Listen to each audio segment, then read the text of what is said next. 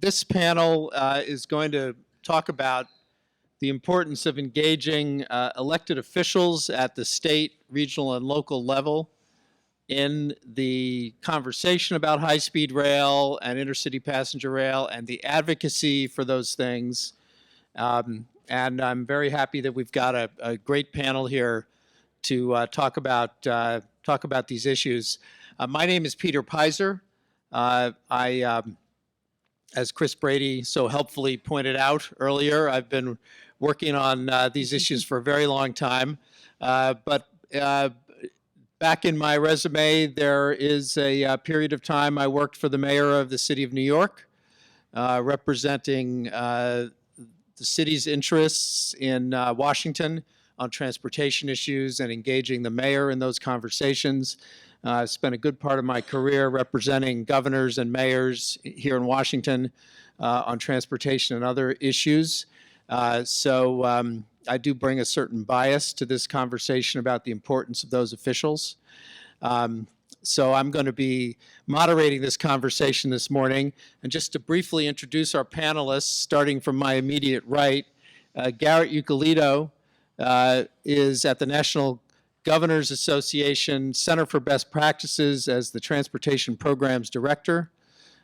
Before that time, he worked for Governor Dan Malloy of Connecticut, working in the Governor's Policy Office as the Undersecretary with the Transportation Portfolio.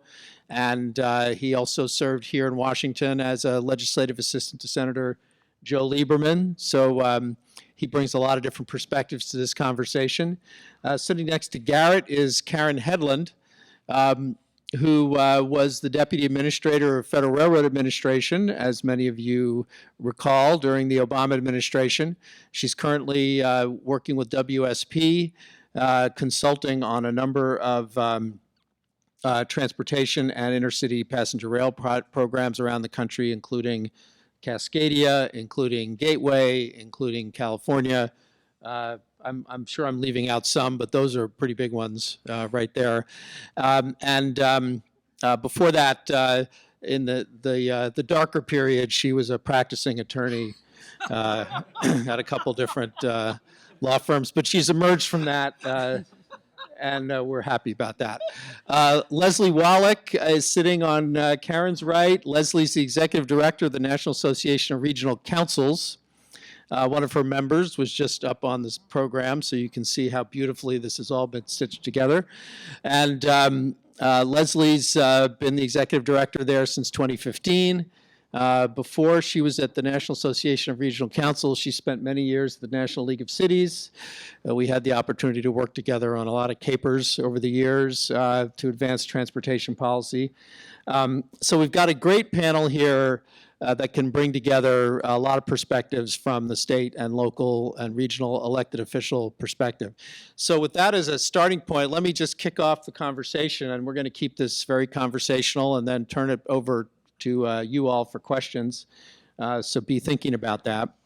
Let me just start, since Garrett's right here at my right hand. Let's start with Garrett. I'm interested in sort of some of the perspectives that governors bring to this, to these issues. We have an environment now where cost sharing is spelled out in statute on projects that the states are initiating.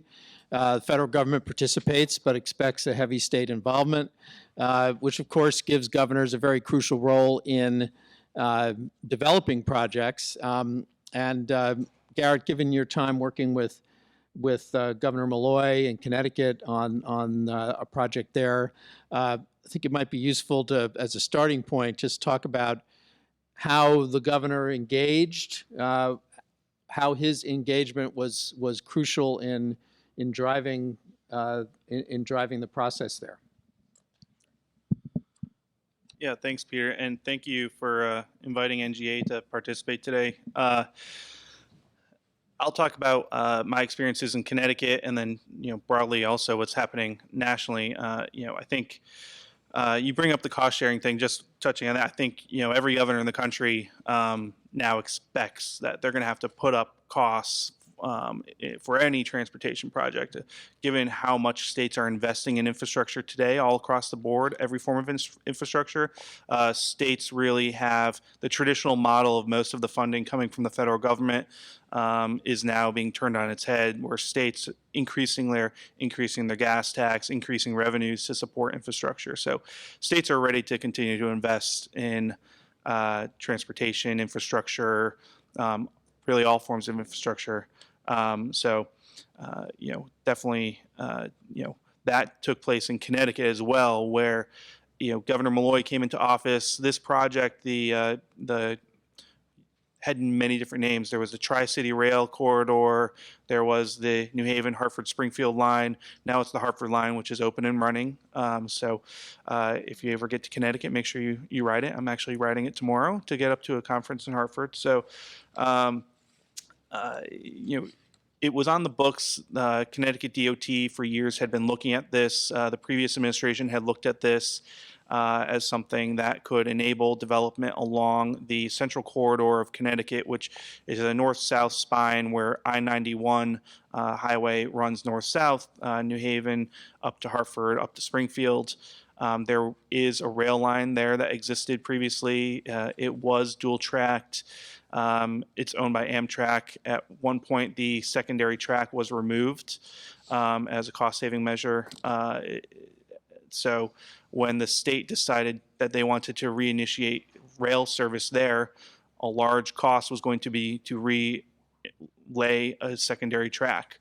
If we hadn't removed that track, probably would not have cost that much to reinitiate service. But that was a big cost to the state and to anyone that wanted to operate the rail service there. So the project existed, but there was no real funding opportunity to support that. I think when ARA, the stimulus package, came forward, high-speed rail became in vogue down here in DC.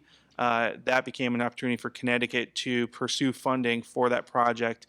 But it really did require, leadership at the governor's level and at the DOT level. Governor Malloy put in place a great team at Connecticut DOT. You had a commissioner who was a transit guy, he had a transit background. You had a deputy commissioner who has rail running through her veins. And I'm not saying that because she's here today, but you had a great team leading the Connecticut DOT, advising the governor directly on the importance of rail and on transit and on multimodal operations in the state.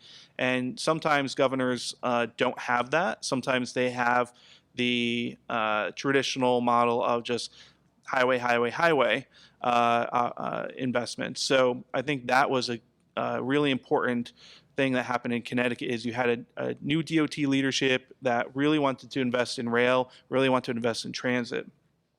And surprisingly, what happened in Connecticut was the governor came into office and there were basically two huge transit projects sitting on the table for him to make a decision on. The first one was a bus rapid transit project, which was just under 10 miles in length, connecting New Britain to Hartford and then some ancillary spurs. It was probably one of the most heated, debated transportation projects in the state. And then you had the Hartford Line project, which I think because of all the negative attention that was being focused on the bus rapid transit system, the Hartford Line project was really elevated up as this really thing that everyone could rally behind. Both of them required state funding. Both of them required a decision from the governor. He made the decision to continue with both projects. But without the leadership coming from the executive branch and the DOT, I don't think you would have got the legislature, which had to put up funding. Governors can't act without funding from their legislative budget partners to really put in that funding to support the project. And it did require the governor meeting with legislative leadership, meeting with mayors along the corridor and first selectmen around the corridor, and really getting them activated to go up to their legislators and other partners to really convince them that they should be making this investment.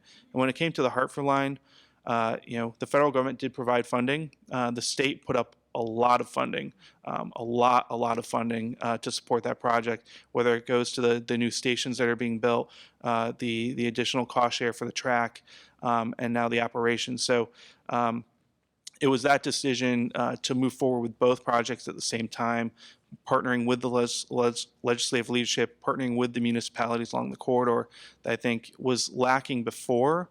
But when you had that new leadership in the governor's office and the DOT, it really got the project off the dime. So.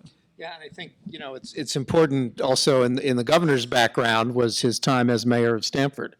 And of course, he, as Garrett said, I mean, bringing the mayors into the picture helped sell this to the state legislature. And so we're going to come back to that theme related to Washington, D.C. in a little bit. I'd like to go to Leslie next. As we talk about how elected officials engage at the state and regional level.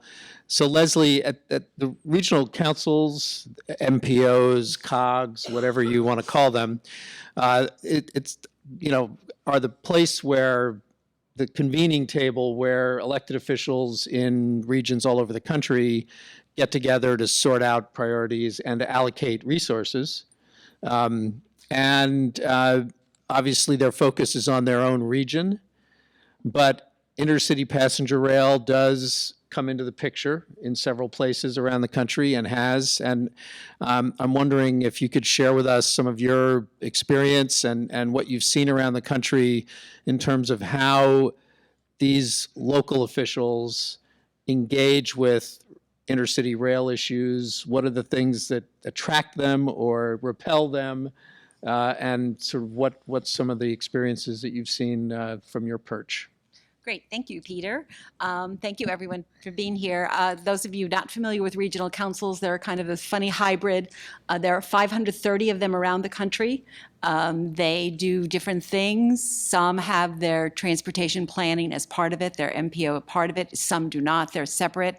For instance, in Florida, there are 26 regional separate MPOs and 10 regional councils. So as you can see, they're all organized differently, but they're all involved in the built environment. And they have the luxury of being able to bring together different elements of the community. Some states, like in Georgia with Mike here, in Atlanta, local governments are required to be part of the regional council. In some states, it's voluntary. But all of them are governed by elected officials. They have no authority, except the MPO has the ability to leverage money because they leverage decisions because they are helping hand out the money. But in general, they have the ability to bring the community together around different issues and convincing them that community issues are best solved and community challenges are best addressed by coming together and making joint decisions. As you can imagine, we had a great example here in Washington with the Metropolitan Washington Council of Governments when the Amazon bid went out. And I believe the initial number was 13 different communities wanting to put in a bid. So the Metropolitan Washington Council of Governments had the ability to bring those communities together and say, 13, how's that going to work? And they ultimately brought it down to 3 different communities here in DC put in their own bids to Amazon. But it's always a challenge and its ability, but ultimately, the regional councils are concerned with the economic development in their community. And going back to my NLC days, for local governments, transportation is the means to the end, and it is not the end in itself. The end in itself is economic development and the health of a community. And at regional councils, they have that unique opportunity to bring those officials together to help them understand that development broadly across the region helps all of them. That can't have a center city, for instance, that's dying and expect the rest of the community together and help them understand how they all need to work together. We've seen a lot of, other than the major metropolitan areas that you probably know about, there's a lot of activity on intercity rail in smaller communities. I have a couple that I've spoken to in the Roanoke area in Blacksburg. The idea of where the regional council there was able to bring the community together, the public-private partnerships together, to understand the political aspect of it, to be able to do the analysis. So you have the non-political group doing the analysis to identify why rail is so important to the community. We've seen a lot of cases with universities, that universities act as a big draw. They are their own metropolitan area. For instance, in the Roanoke area, Virginia State. No, not Virginia State, but Virginia Tech, sorry, I live in DC, sorry. Virginia Tech, 40,000 students, and they are looking to draw students from the Northeast. One of their efforts has been to reinstate rail along the I-81 corridor in order to bring to help students get back and forth. And they have been successful in that. They have brought together public-private partnership and the universities to act as one large community. Another one we have seen in Springfield, Massachusetts, the Pioneer Valley Council of Governments. And they're another one that lost service that they had before. It took 10 years for them to work together, bring together, I think that I'm trying to remember the exact number of universities as well that they have in the region. And by bringing the universities, and regional councils can act at the table. They don't make the decisions, but they are able to bring people together and have a forum where people don't feel threatened and people have the opportunity to talk to each other. The other big one is in the Midwest. Ohio has been incredible in terms of acting as a region. We have our Columbus area regional council been really involved in Hyperloop. And they've gone in a big way. They have brought together communities starting from Pittsburgh all the way west, and they have even brought local officials out to Las Vegas to look at some of the testing grounds. So they really have the ability to do that and to bring together the disparate portions of the community in a non-threatening way and help them advance and take a look at together how that solves their economic development issues.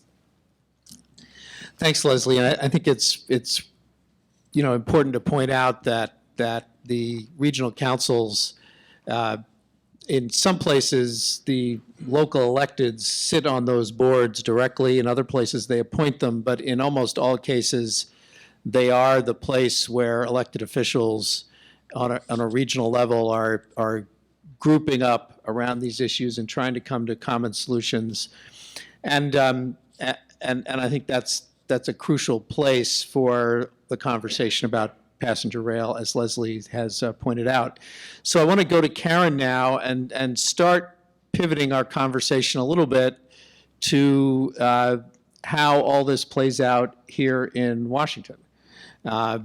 So Karen, as I noted, and as many of you know, sat in a chair at the Deputy Administrator of Federal Railroad Administration, where she was on the receiving end of advocacy from states and regions during the allocation of funds under the ARA program for high-speed rail. And as you know, that was the bright, shining moment in history when there was a very significant amount of money on the table. States and regions came together to seek money. They were awarded money, and then oddly enough, a few states decided that they didn't want the money. And in all of those cases, governors and local elected officials were really important. And I'd love, Karen, for you to sort of share with us your experience of being on the receiving end of states and regions coming forward, and what were the key driving issues that persuaded the Obama administration, and what did you see playing out in state politics around these issues? It was an extraordinary experience, and but one of the most amusing experiences I had was staffing Secretary LaHood at a hearing being chaired by Congressman Micah. And Mr. Micah said to the secretary, "Why didn't you just give all that money to the Northeast Corridor?" And the secretary, a former congressman from Peoria, Illinois, said back to him, "But Mr. Chairman, that wouldn't be fair." And so, the wonderful thing about Ray LaHood is he really did have a national perspective. And despite the accusations that he spread the money around like peanut butter, we did put money into a lot of pretty good projects, and the Hartford line is one of them that was, quiet at the time, didn't get a lot of publicity, but has been very successful.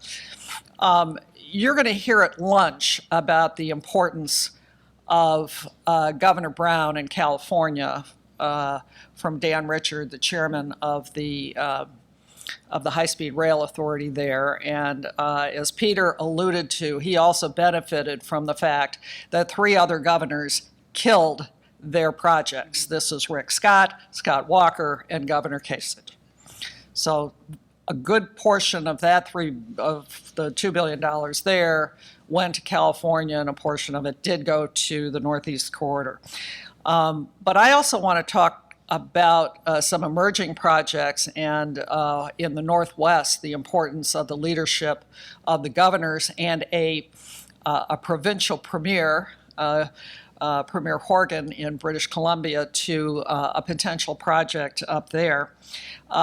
They all got together a couple of years ago at something that was called the Cascadia Innovation Corridor Conference. That's their vision for this mega region. It's a lot about tech and a lot about healthcare and various other things.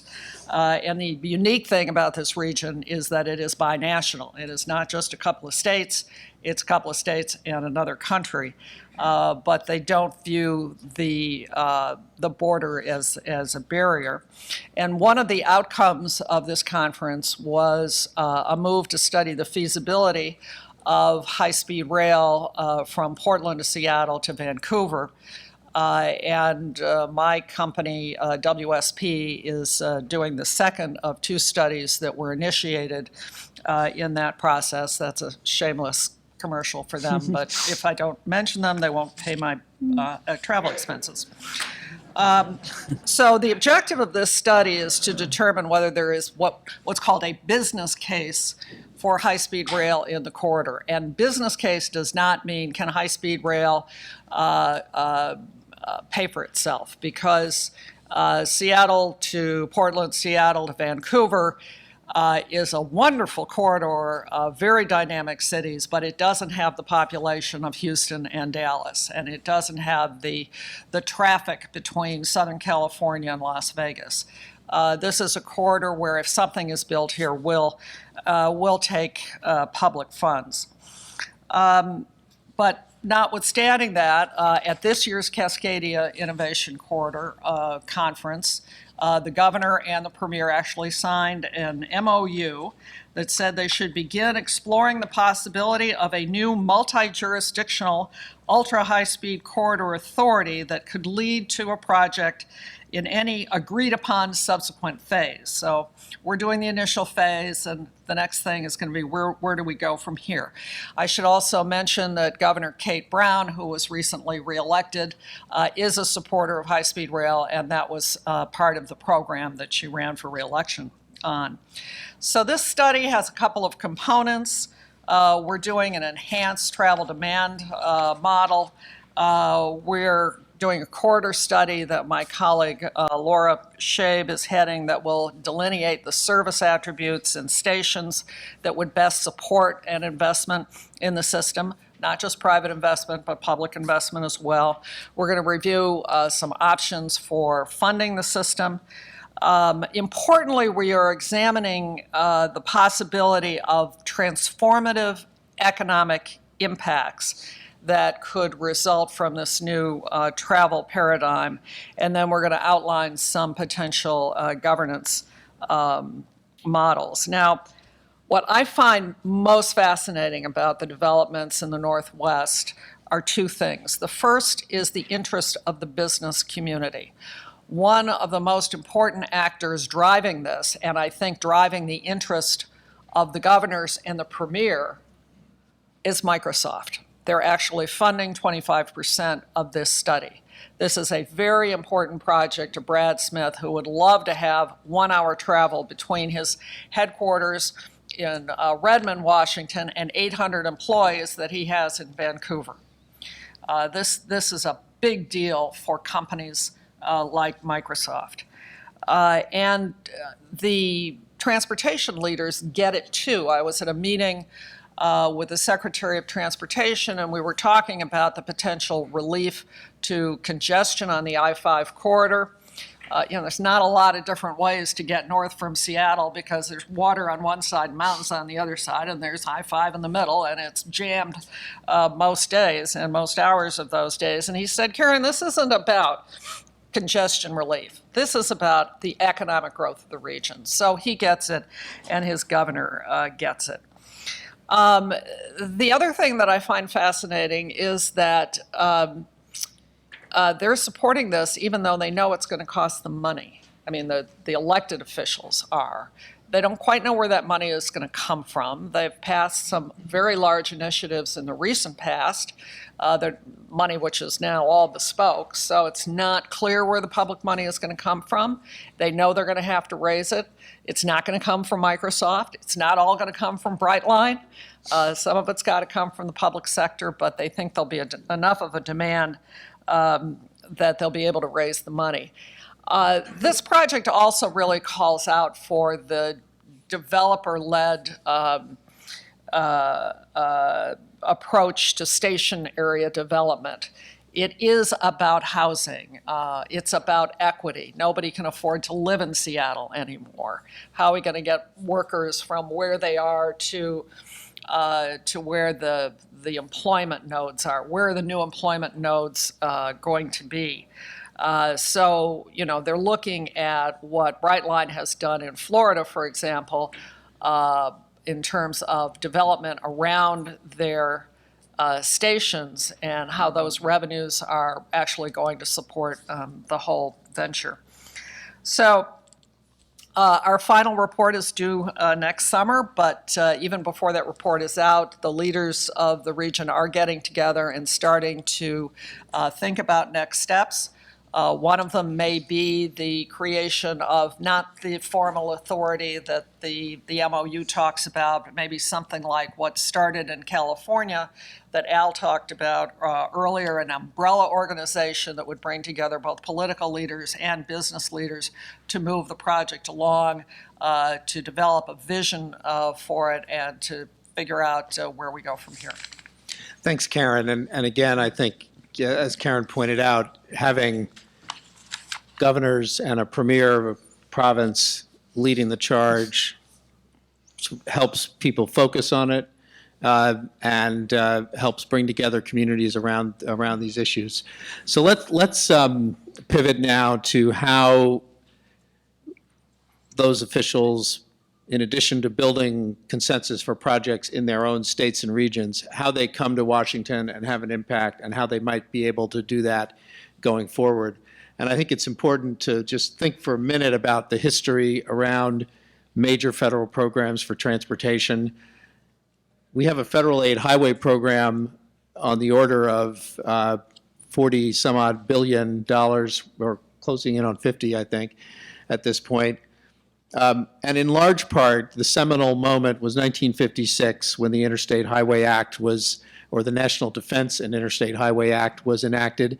And that happened in large part because the National Governors Association created in 1954 a special committee on highway issues and developed, sort of pulled together plans that have been in formation for decades and built around them a policy construct that, with the help of the Eisenhower administration, that brought in addition to transportation issues, the issues of mobility of our defense forces, the issues of one of the key issues of the moment was the potential evacuation of American cities in the event of a oncoming nuclear attack. These additional issues raise the urgency level, but without governors bringing back to the White House a plan for an interstate highway network and a method of the federal government and the states partnering, we would not have gotten that program and all the things that have flowed from it since then. And likewise, the transit program, that many people in this room are very focused on, wouldn't be in existence were it not for mayors of American cities of all sizes pulling together in the 60s and coming to Washington and saying, our states are not giving us what we need. Our states are too focused on highways. We need help from Washington to create a meaningful federal program. In 1964, we got the Urban Mass Transportation Act, in large part because of the impact that those officials had on the Kennedy administration, the Johnson administration, and folks on Capitol Hill. And then in 1970 was probably the biggest percentage boost ever in transit programs, and that happened likewise because elected officials came to Washington, and it was a time when other issues were on the table that helped, like Clean Air Act, passed in 1970, which helped build the constituency around urban mass transportation. So it's governors and mayors that created these programs by bringing the messages to Washington.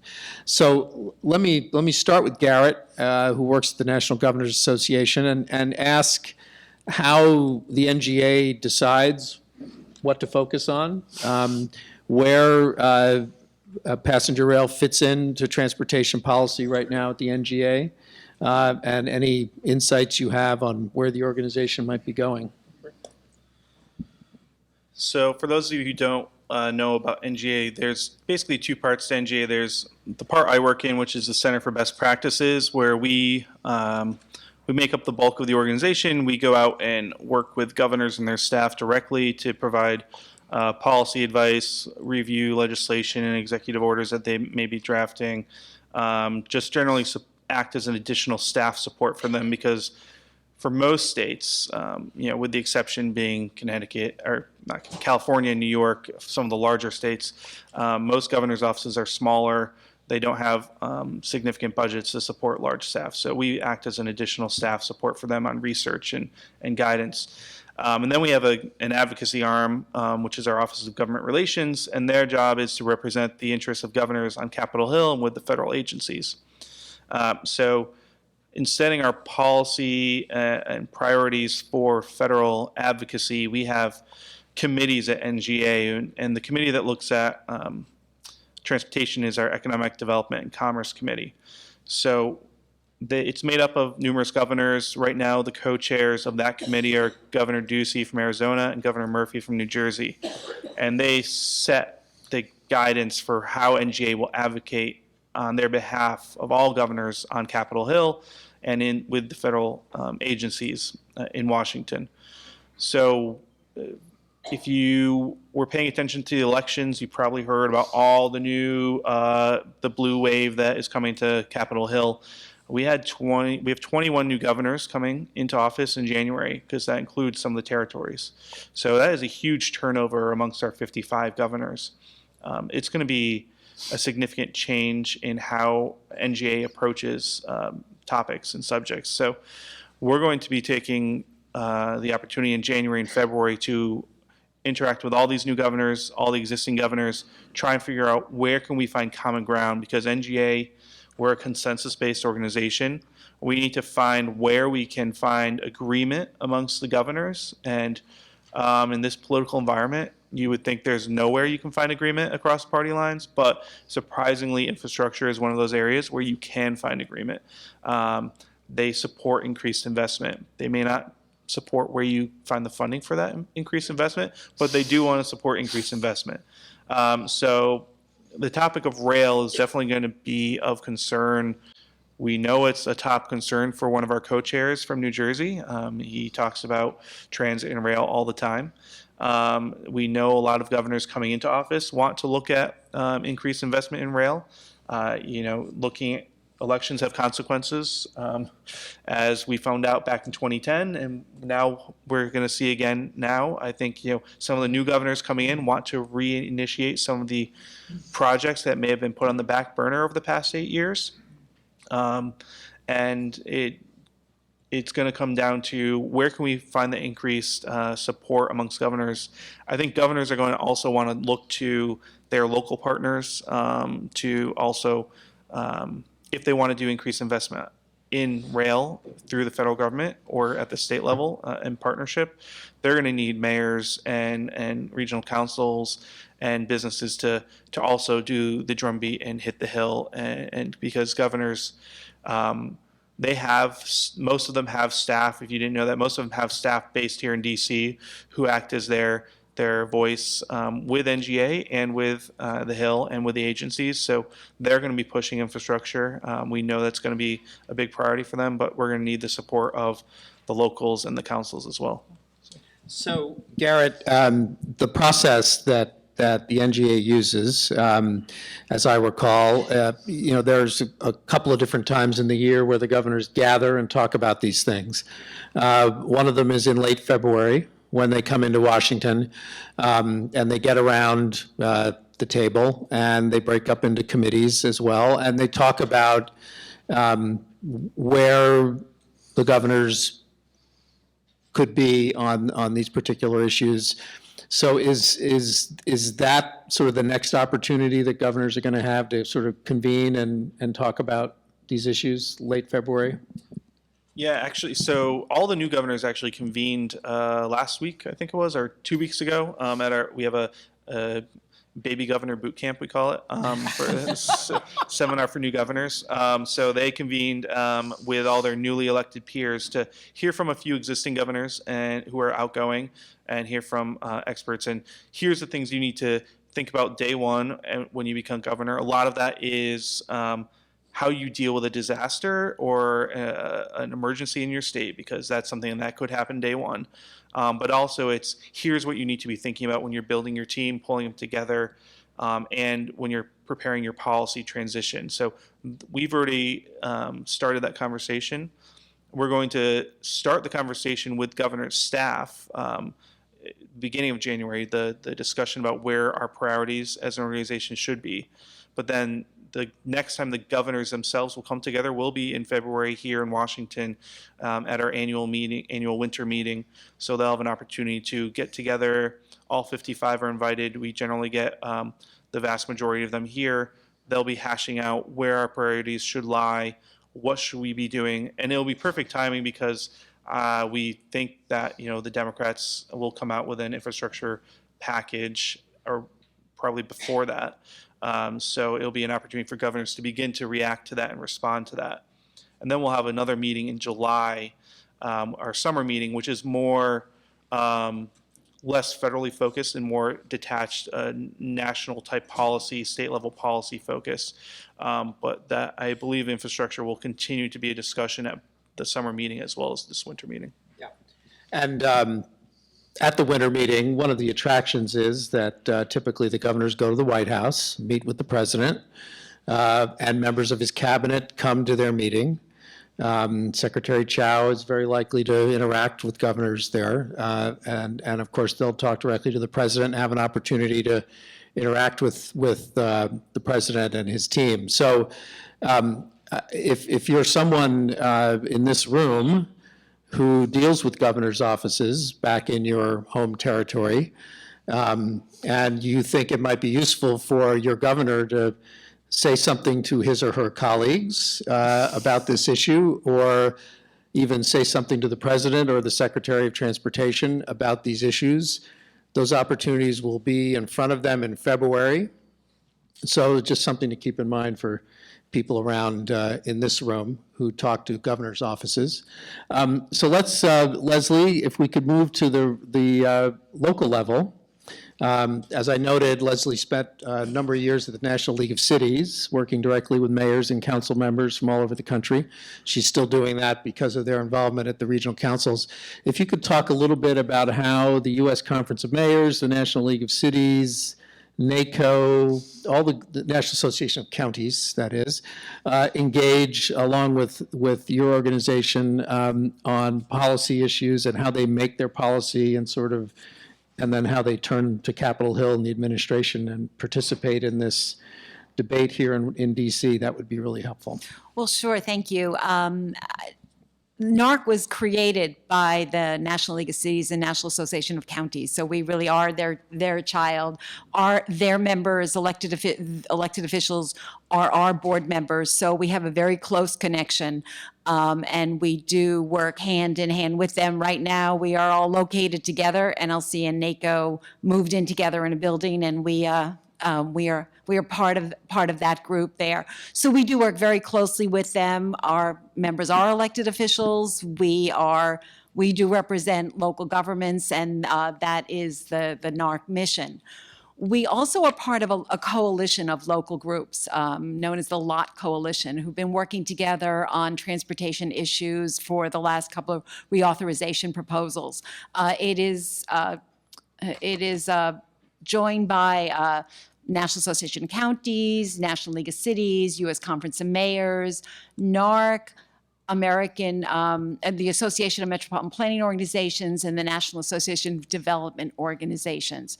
So all of us work together on a joint transportation agenda for local officials.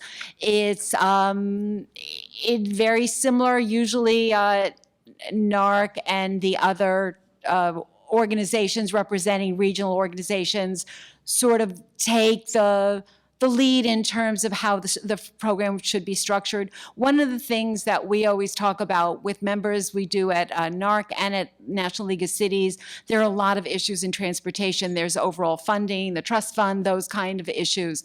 But it's only the local governments who really need to care about the structure of the program and the way decision-making is made and how much authority local governments have over their own communities. One of the things that we do say at the local level, that is the place where we bring all these other issues together: housing, education, the transportation-oriented development, quality of life. Those decisions are really important to have a local voice in, because as said before, transportation is not the end in itself. Transportation is how you build a healthy community and a vibrant economic development program.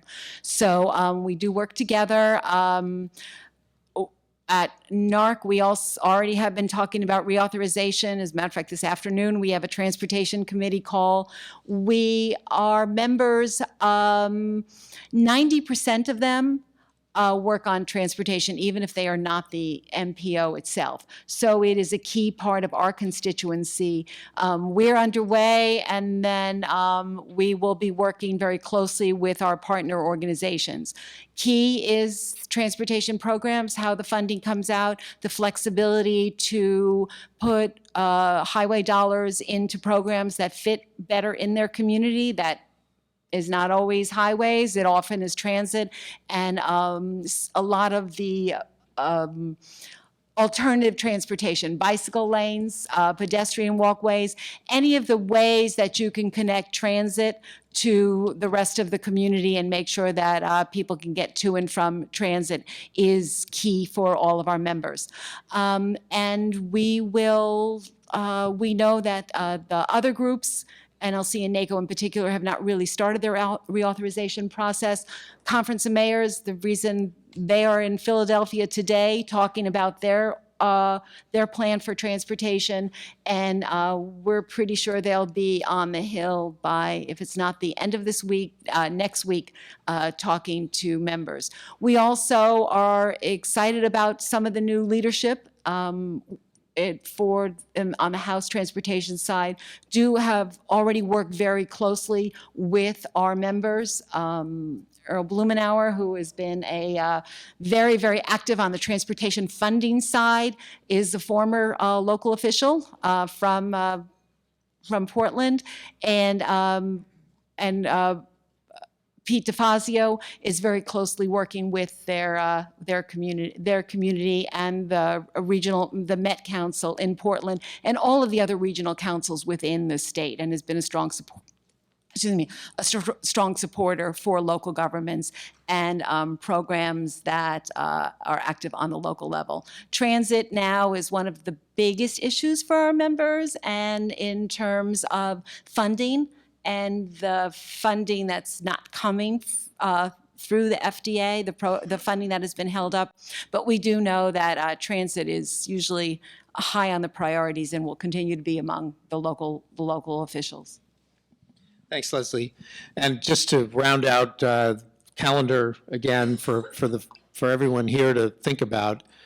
So all of these groups come to Washington in the first quarter of the year with large delegations from all over the country representing the Conference of Mayors usually comes late in January. I think your group comes in February. The National League of Cities, the National Association of Counties all come to town in March, early March. So in all of those occasions, you have elected officials from all over the country going to Capitol Hill, meeting with leadership level people at all the major committees, and transportation certainly front and center in the coming year. So again, for those of you in this room that are dealing with city halls, county courthouses, regional councils around the country, this is the time to talk to those people and say, hey, when you're going to Washington, talk about passenger rail issues. That's going to be a very important part of their thinking about what's on their plate and what their key issues are. We have a few minutes for questions. Happy to get perspectives from people in this room and or questions. I see Peter Gertler getting on his feet, so take it away. Yeah, great presentation, great talks. A question I have is around the role of the political champion, which we've been talking about, the governor in most cases. Coming from California, I know how important that was for our project. But with the new paradigm of some of these private developed corridors like Brightline, Texas, Dumbarton, what Karen's familiar with Facebook and Plenary is funding. What is the role, what has been or what should be the role of a political champion on some of these purely 100% privately financed and developed future rail corridors? I can just tell you one. We were just in Florida at the Broward MPO, and Brightline stops right there. And I think that Broward they're beside themselves and their local governments about the ability to take advantage of that. As they were saying, they are able to hold meetings for the South Florida because they are right there. I think for our members who have been through the political ups and downs of funding, as long as they are involved in the project from the beginning. I will say something about having worked on the local level for a long time, that projects, sometimes it's not as easy to work with local officials. They change, they have varied interests, but unless you bring them in at the very beginning of a project, you don't have the support from the beginning. It's important for them to understand how the project is developed. I know at League of Cities, very often we're brought a proposal from some administration. Here's what we came up with our plan. Do you have any changes to it? It's like, huh? That's really not the way. But I think that for local elected officials and the regional councils and the MPOs, bringing them in from the beginning, they are very strong advocates. They understand the value of transportation programs, and as long as they are part of the decision making, I think that it is a big. They're all for it. I think, as my friends in Texas and Florida can attest to, even if you are promoting a fully 100% privately financed project, you're going to need a lot of permits. And some of those permits come from local officials. So if you do not have local support, you're going to find yourself in trouble very quickly. So the local support, I think, is really key. Another thing is something that Express West did in Las Vegas and Nevada was kind of interesting. This was an entirely privately promoted project, no government funding from either Nevada or any sought from the federal government other than a $5 billion RIF loan, but setting that aside. They realized one of the weaknesses in their project was they did not have any visible public support. So they went to the legislature and got passed a piece of legislation to create a Nevada high-speed rail authority that then went out and sought proposals for a franchise for a Nevada high-speed rail project, and they won the franchise. It was competitive, it was completely open and transparent. But even they recognized they needed to bring the public sector in a big way, in part to demonstrate to the folks in Washington that there was local political support for the project.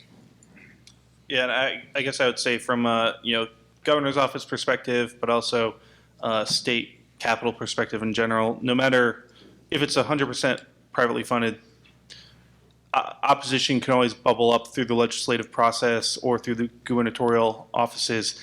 State governments have a lot of ways of stopping things. So it's opportunity and it's risk involved. Is there another question before we wrap up? Andy, I want to just ask you. please come to the microphone because we're recording the session and we want to make sure we capture the question. Andy Kunz, U.S. High Speed Rail Association. I wanted to ask a question about, as we talk about the moving towards the tipping point, at what point do we start winding down road projects? And the Governors Association and the Mayor's Association is certainly at the forefront of being able to have that kind of power. Wind down the road projects and scale up the rail funding. So actually, I'm glad you brought that up. I would actually position it back a little bit because there is a concern in discussions that are occurring in state government with people who we hear a lot about autonomous vehicles.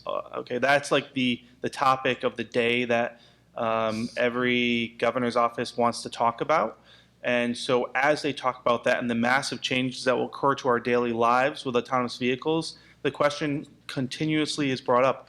Well, if we're going to have these autonomous vehicles, why do we need to invest in these other projects that are in our capital plan for the state? And it's not just the road projects. They also question, should we invest in transit? Should we invest in rail? So I think there is a concern that, advocates, whether you're in this room or people outside, they need to make sure to explain to decision makers and policymakers that you can't let the technology drag the policy along, because it may not, anyone who tells you what they know the future is going to look like in 10 years when it comes to transportation is lying. We need to make sure that states continue to make investments where it makes sense for their state. And there definitely is concerns that as new administrations come in, they may step back from projects that may be ready to move forward. So that's one concern I would just flag. I think we need to talk about capacity when we're talking about autonomous vehicles. You can create a separate lane for autonomous vehicles. It's still not going to replace the capacity that you get with a train. The Northeast Corridor, if you shut it down tomorrow, you'd have to add, 6, 12, 14 lanes to I-95. And Mr. Richard, who's just joined us, will tell us how many lanes you'd have to add in California to replace the California High-Speed Rail project, even if you had autonomous vehicles. I think we're out of time, and I'm sorry, Ross, but we've run past our 11 o'clock timeline. Let me just say to wrap up that I think the point that I hope we made collectively here is that the success of high-speed rail projects in any state or region depend on the support of governors, mayors, county officials, and others who are elected representatives who bring their perspective to those projects. And the success of any advocacy effort here in Washington, as we've seen from the history of the highway program and the transit program, also relies on involving those officials when they come to Washington and speak to members of Congress in the House and the Senate and the administration as elected representatives. It carries a whole different weight from state appointed officials or regional transportation authorities because they share a common bond serving the same constituents. So that's very important. And the third piece is that everybody in this room has the ability to impact how their governor, their mayor, their county officials see this issue and how they play here in Washington in the advocacy effort. And we hope that you'll take that perspective and use it as a way to interact with people when you go back home. And we've given you some target dates for when these folks will be interacting with Washington. And so time is of the essence there. Thanks very much, Garrett, Karen, Leslie, and please everybody join me in thanking them.